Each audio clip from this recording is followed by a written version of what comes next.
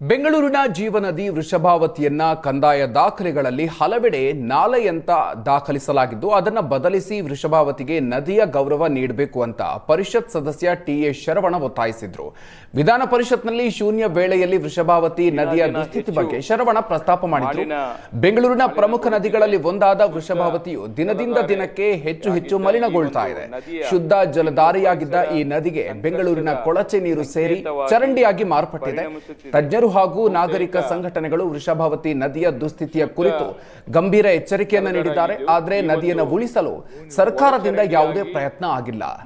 ರಾಜ್ಯ ಮಾಲಿನ್ಯ ನಿಯಂತ್ರಣ ಮಂಡಳಿಯು 2020ರಿಂದ 2024ರವರೆಗೆ ಸಂಗ್ರಹಿಸಿದ ಮಾಹಿತಿಯಂತೆ ನದಿಯ ನೀರಿನಲ್ಲಿ ಬಯೋಲಾಜಿಕಲ್ ಆಕ್ಸಿಜನ್ ಡಿಮ್ಯಾಂಡ್ ಸಾಮಾನ್ಯ ಮಿತಿಗಿಂತ ತೀರಾ ಕಡಿಮೆಯಾಗಿದೆ.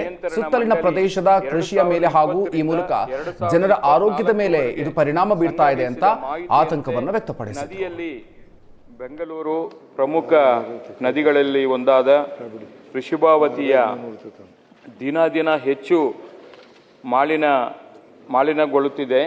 ಶುದ್ಧ ಜಲಧಾರೆಯಾಗಿದ್ದ ಈ ಒಂದು ನದಿಯ ಇಂದು ಪರಿಸರ ಸಂಕಷ್ಟದ ಸಂಕೇತವಾಗಿ ಪರಿಣಮಿಸುತ್ತಿದೆ.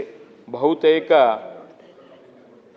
ಶುದ್ಧ ಜಲಧಾರೆಯಾಗಿದ್ದು ಈ ಒಂದು ಒಳಚರಂಡಿಯಾಗಿ ಮಾರುಪಟ್ಟು ತಜ್ಞರು ಹಾಗೂ ನಾಗರಿಕ ಸಂಘಟನೆಗಳು ವೃಷಭಾವತಿಯ ಸ್ಥಿತಿಗತಿಗಳ ಕುರಿತು ಗಂಭೀರ ಎಚ್ಚರಿಕೆಯನ್ನು ಕೂಡ ನೀಡಿ